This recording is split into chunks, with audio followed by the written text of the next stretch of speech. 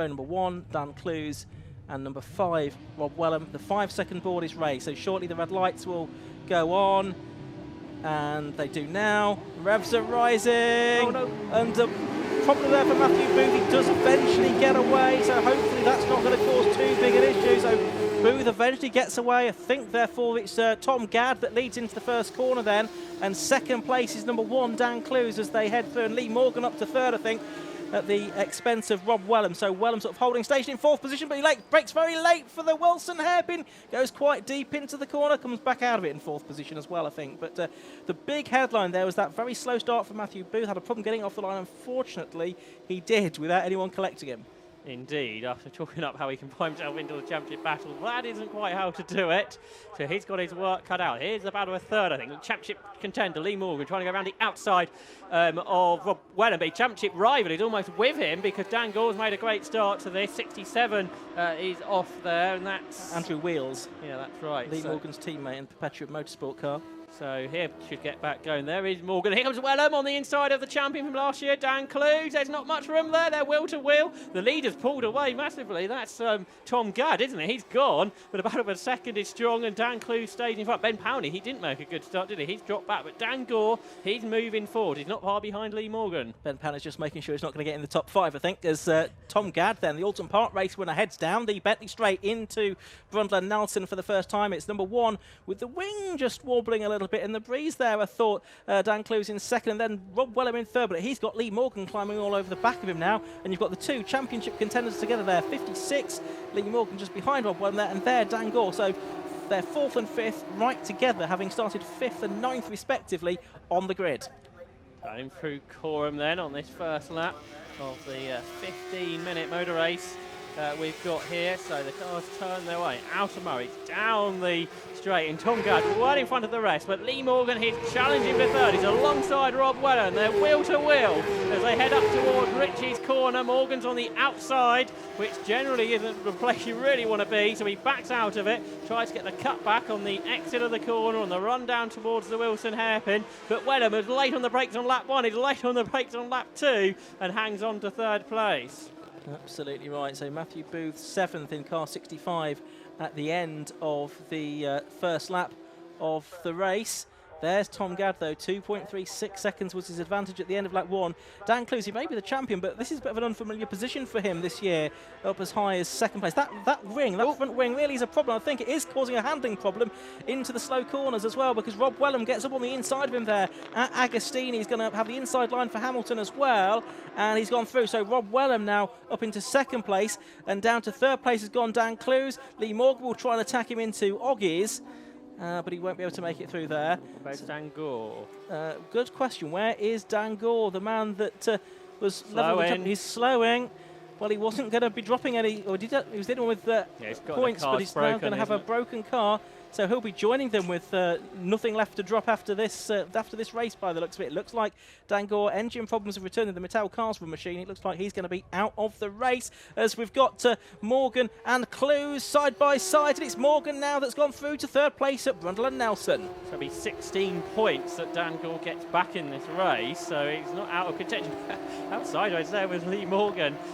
Matthew Booth's up next, isn't he? So he's back to 4th after that slow start, so he's fighting back as they turn their way then, well, 5th position, isn't he, Booth, in fact. They turn their way through, then Billy Stills and Ben Powney come through next, so 2 laps done now, and it's Tom Gadd's lead staying good. Yeah, it's up to over 3 seconds, 1 minute 50.4, the first flying lap of the motor race. So Rob Wellham second, third is Lee Morgan, 4th Dan Clues, 5th Matthew Booth, 6th Billy Stills, 7th Ben Powney, 8th Paul Butcher, 9th Nikita Abramov, and completing the top 10 is Eddie Falkingham. But there's some more side-by-side racing going on because Ben Powney goes through and he's back into 6th place. He gets himself ahead of Billy Stiles then in all of that, so he's back to where he started in the very rough-sounding car that's just gone through. That's Dan Gore, isn't it? So he's trying to pick up a point here, isn't he? Which, yeah, so that kind of counts, but whether that's going to be problematic for the car, because it didn't sound good at all. It didn't, did it? And don't forget, he will pick up effectively 16 points here, but he's perhaps got a mind on what might happen tomorrow as well here. Right, 3.4 seconds the lead for Tom Gadd over Rob Wellham at the end of lap number 2. We're watching Dan Clues and Matthew Booth in 4th and 5th place just head through shot, and they're heading on to the Bentley Straight now. Ben Powney is next up in 6th position, which is kind of the optimal position for him. Eddie Falkingham there is going to lose a place. It was behind Abramov at the start of the lap. He's going to be behind Abramov again further round the lap, I think.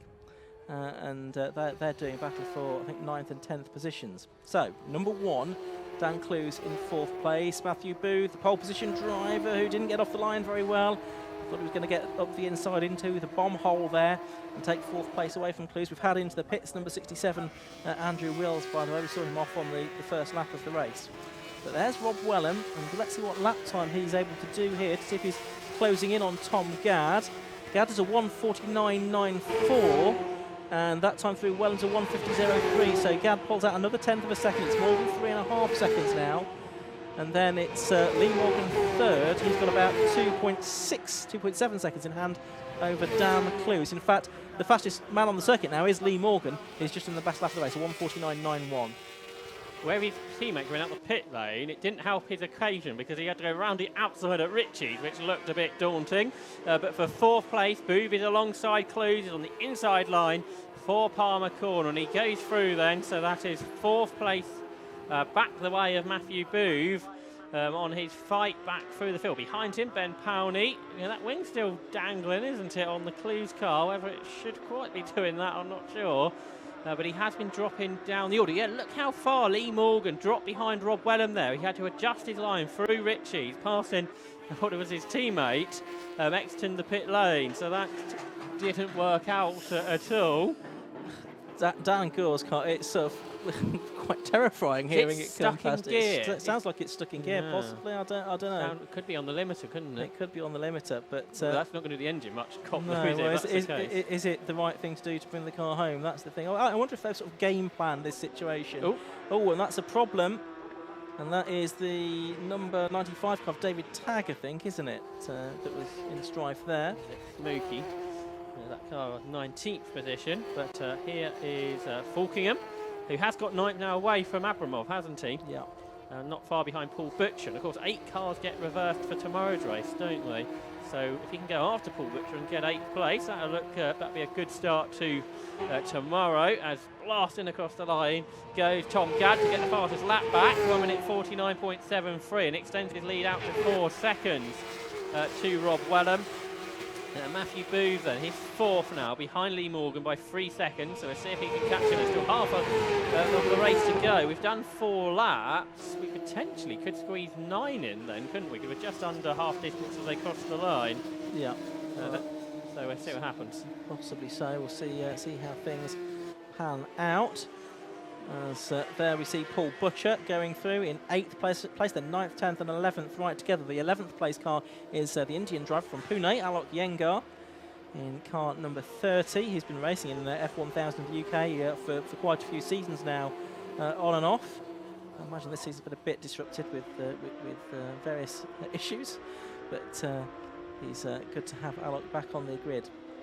And he's just in behind there, 55 Nikita Abramov, a Russian driver, so it's a truly international field in the Swallow Hill Homes F1000 Championship. Surely one of the most competitive single-seater categories in the UK these days, I would suggest. One of the quickest. Definitely.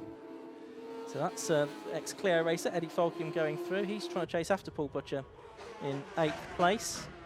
There is Rob Wellham in 2nd place, still 4 seconds behind Tom Gadd. But is he going to come under a bit more pressure from Lee Morgan? Last time through, the gap extended between them, but I wonder if it might come down again this time round. Here's Ben Powney's problem. He's in 6th, but there's a 5th place car in front of him that he's catching here. Yeah, well, and what does he do about it? On the last lap, he did a 1:51.08. He was 1.7 seconds quicker than Dan Clues, but given that Ben Powney, I guess his main aim is to win the Clubman's Cup Championship. Who's second in the championship, did you say? It is... Well, now you're asking. Was it Dan Clues?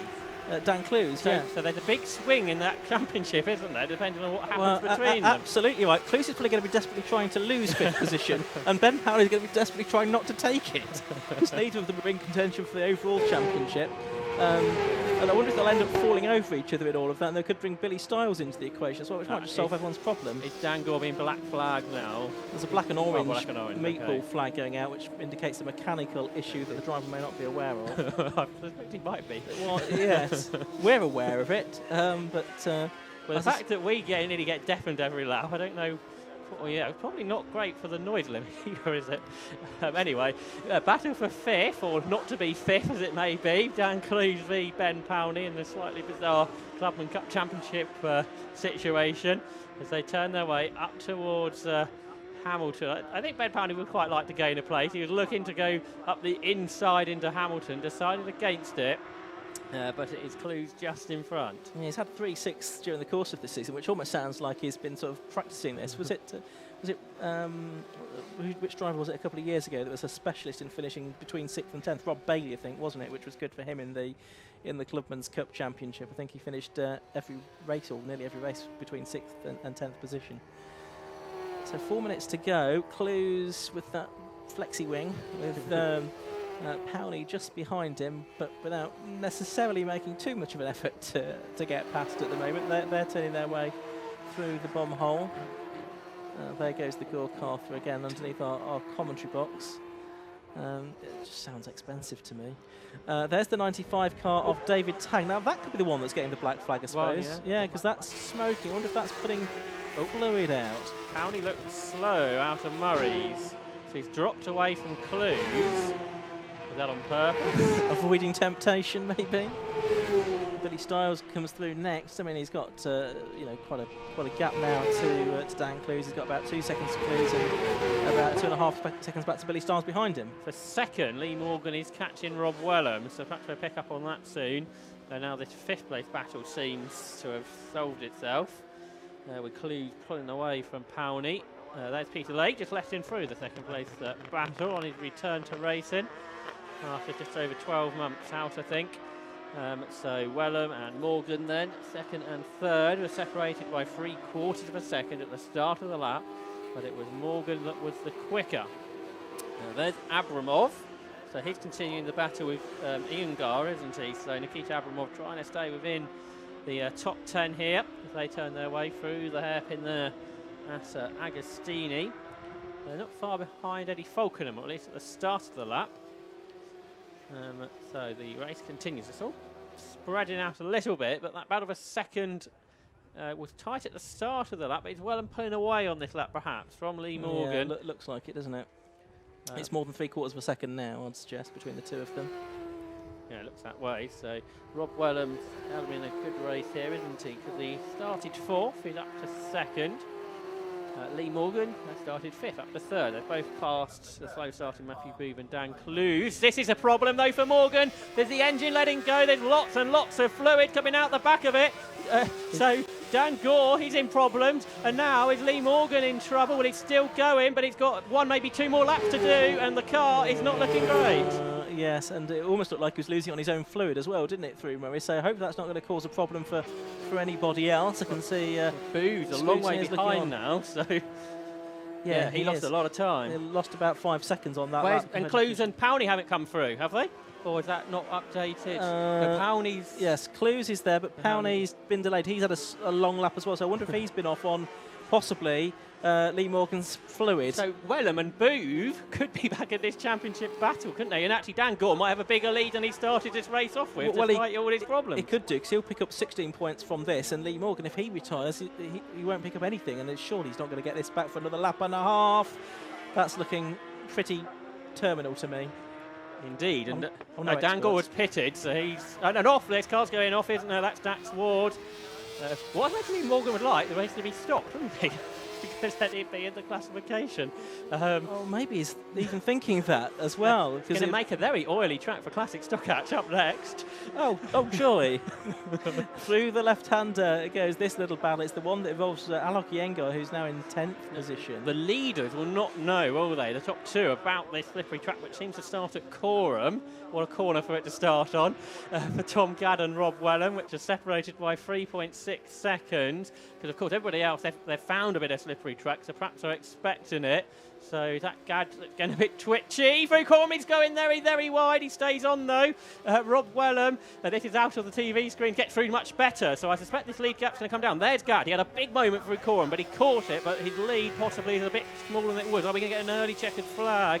Are we going to get one more lap? No sign of a checkered flag yet. No sign of a last lap board either, for that matter. But they'll go on to their last lap then, and the gap, which was 3.6, is now 2.2 seconds. Again, Gad very sideways through Richie's there. So again, he's just clinging onto this car. He's raced in low cost. Surely he's been on an oily track before. You would think. So he turns his way then down into the Wilson head. But again, the car's understeering, isn't it? It's not a great track surface, I don't think, to be raced on. Lee Morgan still going in third, by the way, so he actually might pick up third place yet. Well, that's amazing, isn't it? I mean, it was only 6 seconds off his best lap of the race there as well, despite the fact that it looked absolutely terminal to me. I do just wonder what damage it might be causing. I suspect he's probably got a spare engine or something that he's got ready to bolt in overnight, and he's just keeping his fingers firmly crossed. Dan Clue slots back to 6th place there, letting Billy Styles go through. Very politic indeed. Billy Styles up to 5th position then, which would be his best result of the year so far, because he's only had a couple of 7s. It's his best so far, the teenager. Lead gap coming down then. Gad to Wellham. This is the smallest I think it's been all race, because Gad had a big lead on lap 1, didn't he? How's Morgan getting on? Are we going to get a view of that? Is he still going? Yeah, I think he is in 3rd place. So quite strange. This race, it has to be said, we thought there might be some twists in these championship battles over the course of these 2 days at Snetterton, and it's providing all the plots, isn't it? There's been plenty of them during the course of today. But driver that's not worried about the championship is Tom Gad. He's got 2 corners to go. This is where he had a moment a lap ago through Coram. Wellham going loads of speed on the outside line, but Gad is in front here, Ian, with 1 corner to go. Yeah, Wellham's been closing and he's been shucking the car around. This final lap is within about 6 car lengths now. He's carrying good speed out of the final corner. They're going to come up to the line. Wellham's in the tow, but he's just not quite close enough to do it, and the gap, which was 3.6 seconds 2 laps ago, is down to less than 0.4 of a second at the end. So very well done to Rob Wellham to get so close to Tom Gad, but Tom Gad getting his 2nd win in F1000. It is going to be Lee Morgan coming home in 3rd place, almost as if nothing had happened, because now nothing coming out of the back of that car. Maybe there's nothing left. But he's over the line there with a lap that took 2 minutes 1 second, but he's still there in 3rd position. Matthew Booth has taken 4th. In 5th place, Billy Styles. Dan Clues across the line in 6th place to pick up maximum points within the clubman's class. Ben Powney just 1 place behind him, his rival within that division. And Eddie Falkingham 8th, Nikita Abramov 9th, and Alok Yengar in 10th position. Have you worked out what that might do to the championship yet, Josh? Or? So that puts Lee Morgan on 260, 6 points ahead of Dan Gore on 254. Then Matthew Booth on 233, and Rob Wellham still in it on 221, 39 points between 4 drivers with 60 points on offer tomorrow. That sounds like it might be a bit exciting, especially we know Morgan and Gore, their teams, the Perpetuum Motorsport team and the Mattel Cars team, are both going to have a lot of work to do overnight, one would think. Good battle right towards the back of the field here for 16th. So this is the last slot on the points, isn't it? I think Dan Levy just ahead of Kaylee Cole as they come up across the line. But yeah, I think a pretty tricky track there at the end. Wellham was the only one that was anywhere near his best lap time. Most of the drivers sort of 2, 3 and plus seconds off. So a very odd race in some ways. But it's all sold its way out for Tom Gad, having a great time, isn't he? Won at Oulton Park, and now he's won here at Snetterton. And for tomorrow, Eddie Falkenham looks set for pole, doesn't he, with an 8th place finish there. So a really interesting race there from the F1000 Championship midway through our afternoon's action here at Snetterton. Plenty more though to come up here at the circuit and on the Alpha Live channel, because we've got classic stock action, Clio's, more tin top action to come with BMWs as well, and then the Bike Sports Championship decider at the end of the day. So lots to look forward to, but shortly we will hear from Matt Suckling, who will have our second race winner of the season, Tom Gad. And he took the win by 0.4 of a second in car number 12 from number 5, Rob Wellham, in 2nd place. Number 56, Lee Morgan, was 3rd. 65, Matthew Booth, in 4th position after that disastrous start. 41, Billy Styles was 5th, ahead of Dan Clues, number 1, the reigning champion, in 6th place, ahead of Ben Powney. Eddie Falkingham, Nikita Abramov and Alok Yengar, who rounded out the top 10. Further back, Adam Walker was 11th in car 14 ahead of Paul Butcher. He dropped back, didn't he, towards the end. Mark Betts was 13th, then Rob Bailey, Max Windhauser, Daniel Levy and Katie Cole, with Dax Ward, the last finisher, to complete all of the laps, and Peter Legge, a lap down in 19th position. And then you see Dan Gore and David Tagg, 2 retirements from that Swallow Hill Homes F1000 Championship race. So dramatic developments in the championship there. And we will hear very shortly, I would think, from our race winner. And that will be Tom Gadd. I can see that he's down there ready, which is getting everyone together, ready to talk to our top 3. Tom Gadd, Rob Wellham and Lee Morgan. It'll be interesting to find out from Lee, if we get the chance, what the issues were with his car during the course of that F1000. Down here with a race winner then from that F1000 race, Tom Gadd. Tom, you're not quite in the championship for this final round, but you can go for the victory and the glory, and that's exactly what you did. Yeah, I'll say it's taken us a long time to get here, longer than we wanted to, obviously missing the first round and then getting COVID for the second Silverstone round. It's put us a bit further back than we wanted to be, but no, the team's done a great job, Dad's done a great job, Mike Smith with the engine's done a great job. It's all come together finally for the team, and it's just, it's great to finally have the team at the front again. And of course it was close towards the end there. I think you had about a 3.5 second gap. It came right down with Rob chasing you to the flag. Yeah, I don't know what happened. I just came around Corums, and then halfway around Corums the back end just went, and I was panicking thinking I was dropping oil onto my own tyres or something, but apparently it was for everyone. So fingers crossed it wasn't my car, but yeah, it made a bit of a nail biter at the end. I was trying to hold the gap and save my tyres, but that all went out of the window for the last couple of laps. A very dramatic race, I have to say. There's lots going on, lots of cars retiring, lots of oil being left on the circuit, so you must have come across that towards the end, as you said. Yeah, I think so, but it's just great for everyone. It's great to get another win. Great for the team, great for the sponsors, Spectroform, and everyone. I wouldn't be able to do it without all of them, so it's just testament to their hard work this year. Yeah, second win after Alton, so good luck for tomorrow. Thank you very much. Cheers, Tom. There you go, race winner Tom Gadd then from that F1000 race, and we look forward to what's to come with 2 more races this weekend.